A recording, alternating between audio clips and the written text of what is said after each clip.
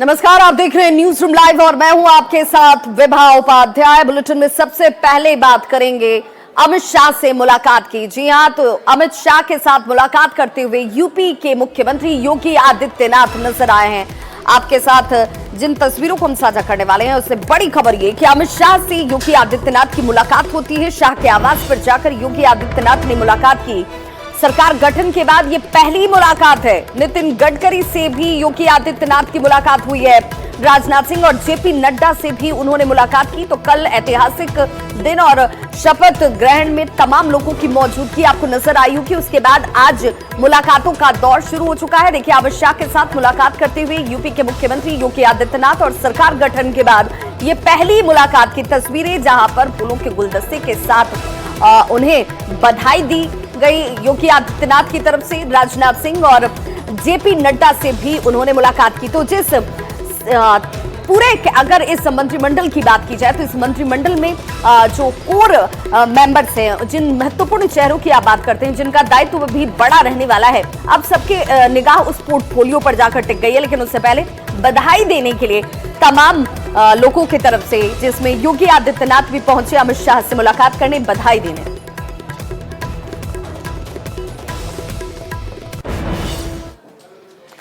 तो प्रधानमंत्री नरेंद्र मोदी ने तीसरी बार पीएम पद की शपथ कर ली और वो पल सभी ने अपने जहन में जैसे कैद सा कर लिया और अब पद ग्रहण करने को लेकर इंतजार किया जा रहा है। पीएमओ हालांकि प्रधानमंत्री नरेंद्र मोदी पहुंच चुके हैं। आज नई सरकार का पहला दिन है और उस पहले दिन पर पीएम मोदी थोड़ी ही देर में पदभार जो है वो ग्रहण करते हुए आपको नजर आएंगे। पीएम मोदी पीएमओ जाकर पदभार ग्रहण करने वाले हैं, क्योंकि पीएमओ में उस वक्त उनकी मौजूदगी बताई जा रही है और थोड़ी ही देर में पदभार जैसे ही वो ग्रहण करेंगे उसके बाद एक्शन मोड की बात आ जाएगी, जिसमें कहा जा रहा है कि अब धर्म से आगे कर्म वाली बात होगी। यानी अपने अपने कार्य क्षेत्र में अपने अपने विभागों को लेकर, अपने अपने दायित्वों को लेकर आपको अब जुट जाना है। और इसी तरीके से यहाँ पर सबसे पहले शुरुआत अगर देश के मुखिया के तौर पर बात कर लीजिए, प्रधानमंत्री नरेंद्र मोदी पदभार ग्रहण करने वाले हैं और जैसे ही पदभार ग्रहण करेंगे उसके बाद आज कैबिनेट की एक बड़ी महत्वपूर्ण बैठक भी होने वाली है। उस पर भी सबकी निगाहें टिकी हुई हैं, जहां पर वो अपने तमाम मंत्रियों के साथ चर्चा और मंत्रणा करते हुए भी नजर आएंगे। तीसरी बार कार्यभार ग्रहण करने वाले हैं प्रधानमंत्री नरेंद्र मोदी।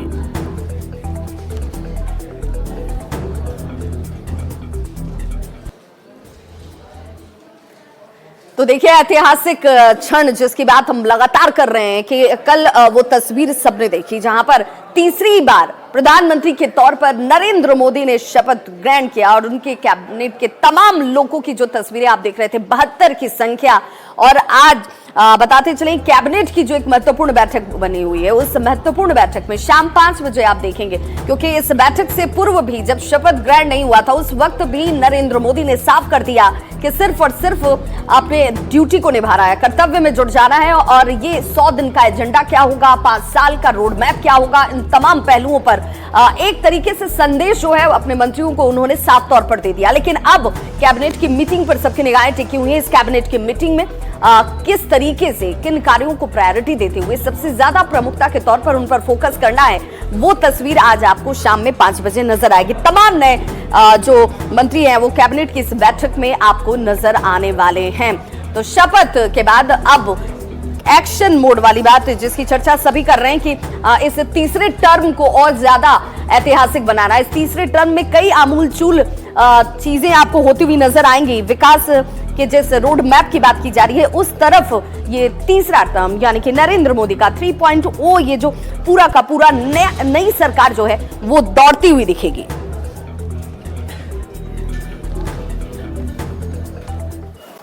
और जब बात इस तीसरे टर्म की होगी तो बिहार की चर्चा बहुत प्रमुखता से होगी, क्योंकि पहली बार 8 मंत्रियों ने यहां से बिहार से शपथ ग्रहण किया और बिहार के मुखिया, बिहार के मुख्यमंत्री नीतीश कुमार उस क्षण के भी गवाह बने। वो खुद वहां उस समारोह स्थल पर मौजूद थे। राष्ट्रपति भवन में उनकी मौजूदगी थी। हालांकि 6 दिनों के दिल्ली दौरे के बाद वो वापस लौट चुके हैं पटना, जिस दौरान की तस्वीर आप इस वक्त देख पा रहे होंगे पटना एयरपोर्ट के बाहर। हालांकि ये वो तमाम कार्यकर्ता हैं जो बेहद उत्साहित नजर आए, चाहते थे कि एक झलक नीतीश कुमार की वो देख पाए, उन्हें बधाई दे पाए। और अब इन सभी के मन में एक ही बात कि भाई बिहार के विकास की रफ्तार तेज होने वाली है। ये डबल इंजन की सरकार भी, और इस बार जो कि जेडीयू अपनी भूमिका को बड़े तौर पर देख रही है। ये चाह रही है कि भाई विशेष राज्य का दर्जा, विशेष पैकेज, ये जो तमाम मांगे उसकी हमेशा से रही हैं, उस दिशा में कार्य होता हुआ नजर आए।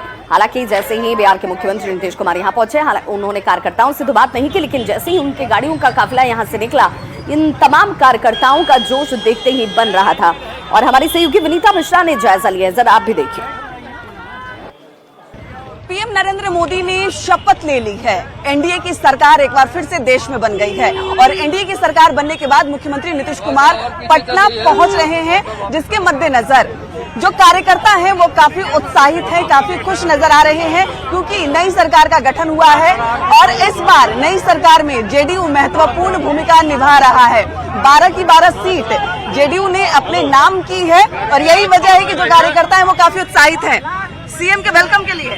जब से बनल बाटे इनकर सरकारवा, हर ओर लौकता काम बहतरवा, ओ हमरे बिहार के धरती निहाल भइले, हमरे सीएम बाबू ओ हमरे नीतीश बाबू बहुत विकास कइले। क्या लगता है इस बार विकास और होगा? हाँ, हम नेता सबके देखनी है ढेर, सब देखा ही में लागले अनेर, नीतीश जैसन शेर न होई, नीतीश जैसन शेर न होई। अलग अलग गानों से सीएम का स्वागत यहाँ किया जा रहा है।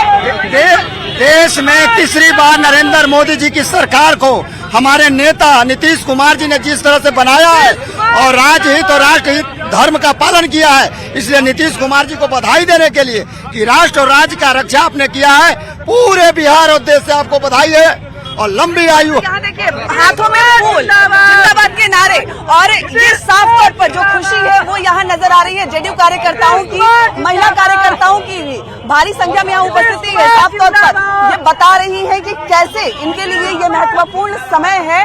और अब जो एनडीए की सरकार बनी है उसमें मुख्यमंत्री नीतीश कुमार महत्वपूर्ण भूमिका निभा रहे हैं। ट्रेंड बड़ा खास है, महत्वपूर्ण भूमिका निभा। निश्चित रूप से भारतीय राजनीति में नीतीश कुमार जी का शुरू से जबरदस्त प्रभाव रहा है और इस बार भी धमाकेदार फिर से नई ऊर्जा के साथ एंट्री हुई है। सारे कार्यकर्ताओं में उत्साह है।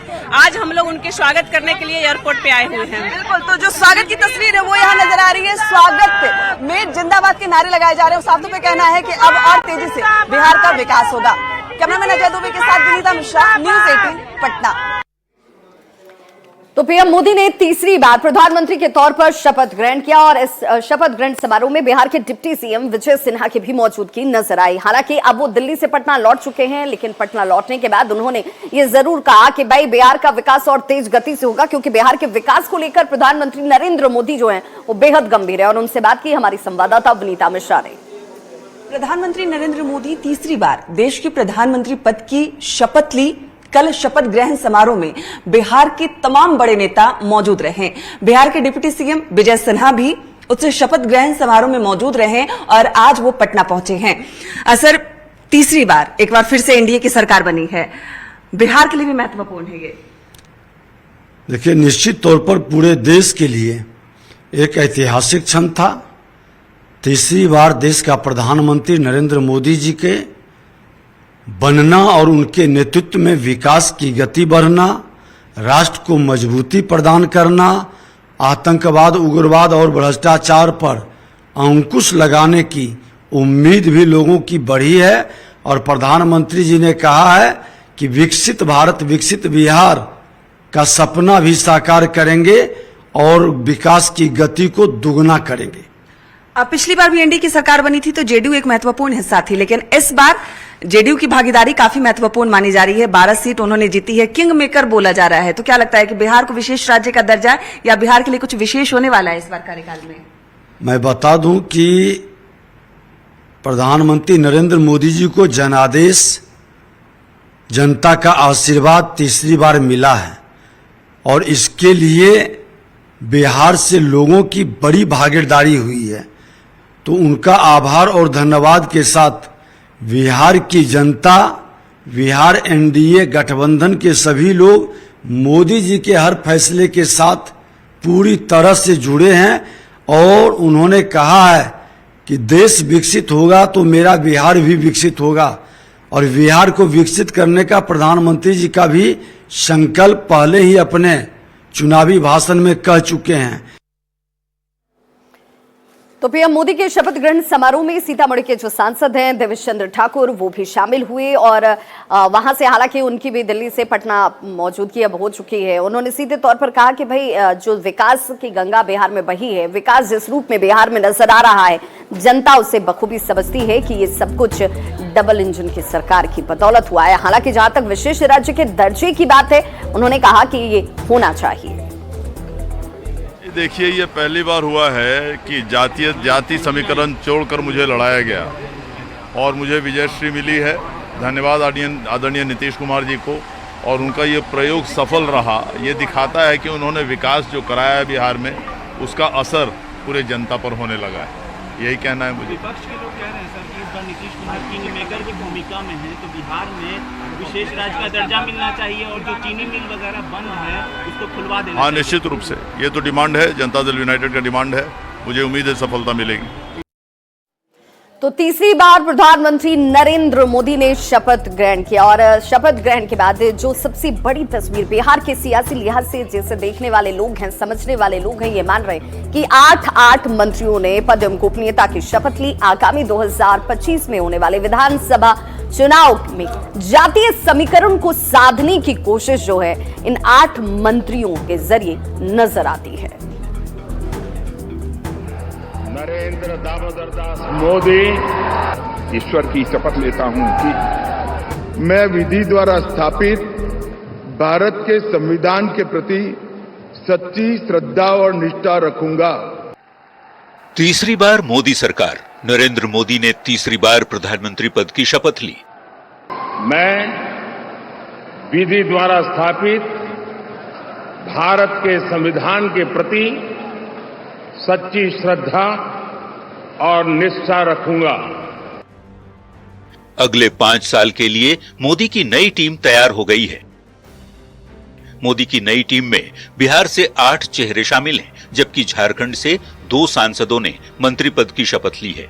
बिहार से ललन सिंह, रामनाथ ठाकुर, जीतन राम मांझी, चिराग पासवान, गिरिराज सिंह, नित्यानंद राय, सतीश चंद्र दुबे और राजभूषण निषाद को मंत्रिमंडल में जगह मिली है।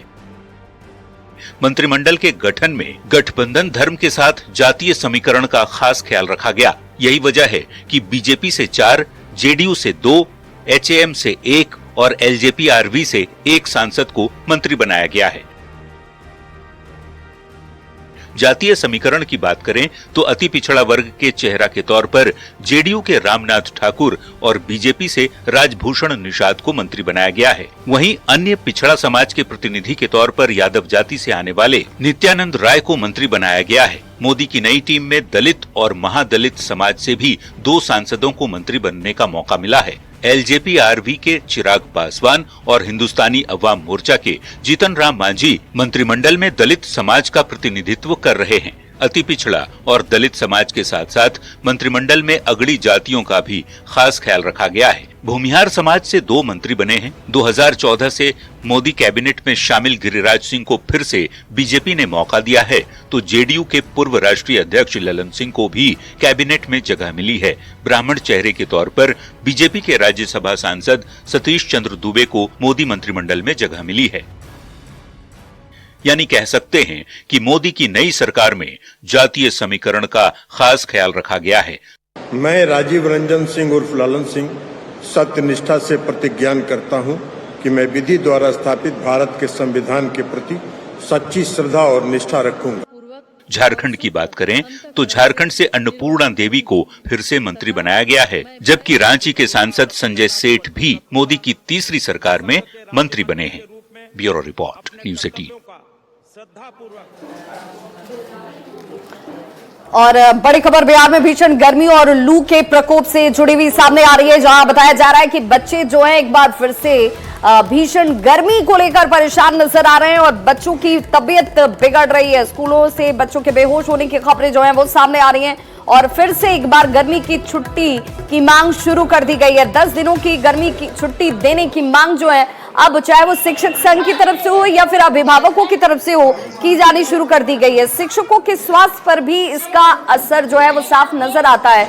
तस्वीरें इस वक्त आपके टीवी स्क्रीन पर, जहां पर बच्चे जो हैं ये बेहोश होते हुए नजर आ रहे हैं। और शेखपुरा जिले की ये तस्वीर बताई जा रही है, जहां पर छोटे छोटे बच्चे जो स्कूल तो पहुंच रहे हैं, क्योंकि अगर यहां पर 3 दिनों तक बच्चों की अनुपस्थिति रहेगी तो फिर नाम कट सकता है। और ऐसी परिस्थिति में देखिए बच्चे इस गर्मी से कैसे जूझ रहे हैं। और यही वजह है कि कई बच्चे जो है बेहोश होने लगे हैं। सीएम नीतीश कुमार से हालांकि एक बार फिर से गुहार लगाई जा रही है कि 10 दिनों की छुट्टी बढ़ाई जाए, गर्मी की छुट्टी की मांग की जा रही है। अब तक 100 से ज्यादा बच्चे और शिक्षक जो हैं वो बेहोश हो चुके हैं।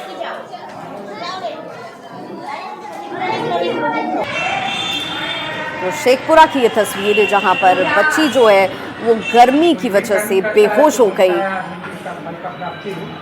इस बात को महसूस, गर्मी बहुत पड़ रही है और कुछ बच्चों का तबीयत भी खराब हुआ, तो हम लोग इसको वापस घर भेज दिए, भाई घर चले जाओ। और इतनी गर्मी पड़ रही है कि बच्चे बढ़िया से पढ़ भी नहीं पाते हैं, उपस्थिति भी कम है, बच्चों की उपस्थिति भी काफ़ी कम है। तो बड़ी खबर इस वक्त, पीएम मोदी ने पदभार ग्रहण कर लिया है। जी हां, ये बड़ी खबर, पीएमओ में उनकी मौजूदगी काफी वक्त से बताई जा रही थी और अब जो बड़ी जानकारी आ रही है, पदभार उन्होंने ग्रहण कर लिया है। तो तीसरी बार पीएम मोदी ने कार्यभार संभाला है बतौर प्रधानमंत्री। उन्होंने अब पद ग्रहण कर लिया। बीज बांटे जाएंगे, इसलिए पीएम ने साफ कर दिया है कि आने वाले दिनों में किसान और किसानों के हित में जीवन बदल देगी। और मोदी सरकार का यह पहला फैसला दिखा रहा है कि आने वाले दिनों में सरकार का फोकस किस तरफ रहेगा। और पीएम ने भी एक बयान जारी करके, ट्वीट करके भी कहा।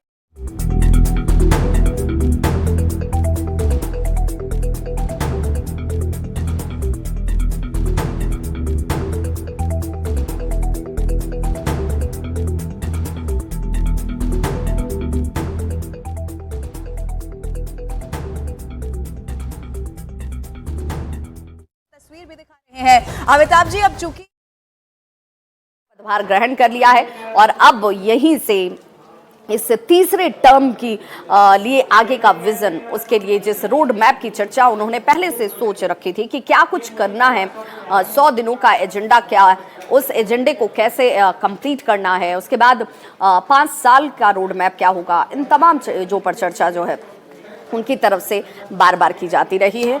और ये जो तस्वीर आप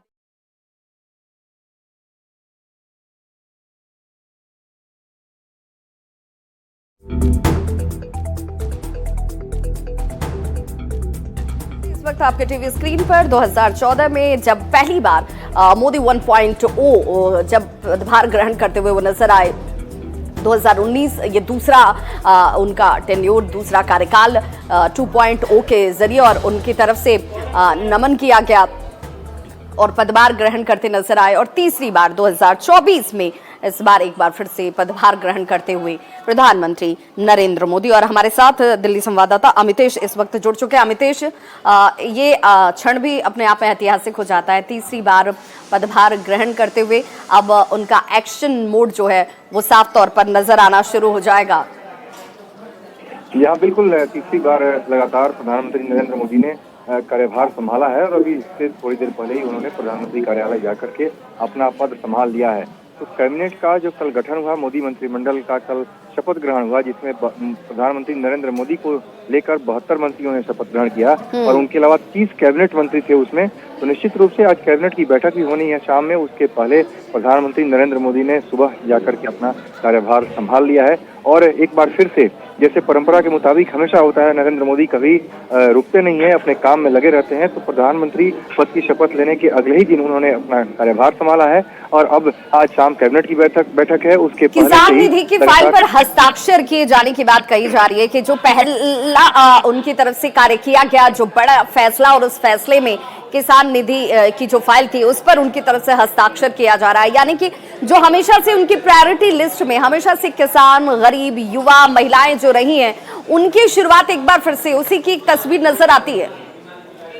जी हाँ, बिल्कुल। उनके अगर लिस्ट में देखें, प्रायोरिटी लिस्ट में, तो किसान, महिला, युवा, गरीब हमेशा से रहते हैं सबसे पहले। और आज तीसरी बार जब उन्होंने शपथ ग्रहण किया, उसके बाद अगले दिन जब कार्यभार संभाला, तो सबसे पहला जो फैसला रहा वो किसान सम्मान निधि जो है उसकी राशि को जारी करने का फैसला किया गया है। तो निश्चित रूप से ये 17वीं किस्त है उसको जारी करने का फैसला हुआ है। तो निश्चित रूप से बड़ा कदम है और पहला कदम है तीसरे बार के कार्यकाल में। तो ये दिखाता है कि किस तरह से नरेंद्र मोदी के प्राथमिकता में किसान सबसे ऊपर है और यही एक संदेश देने की इसमें कोशिश भी की गई है। बहुत बहुत शुक्रिया मितेश इस तमाम जानकारी के लिए। तो ये तस्वीर आप देखिए जहां पर तीसरी बार पदभार ग्रहण करते नजर आए नरेंद्र मोदी बतौर प्रधानमंत्री। उनकी तरफ से जो पहला फैसला पहला कदम जो उठाया गया है, हालांकि इसे कहेंगे कि कंटिन्यूटी थी जो उनकी तरफ से पहले से की जा रही थी। किसानों का हित उनकी प्राथमिकता और इसीलिए किसान निधि सम्मान जो फाइल है उस पर उन्होंने हस्ताक्षर किया और एक तरीके से श्री गणेश जो है इस तीसरे टर्म की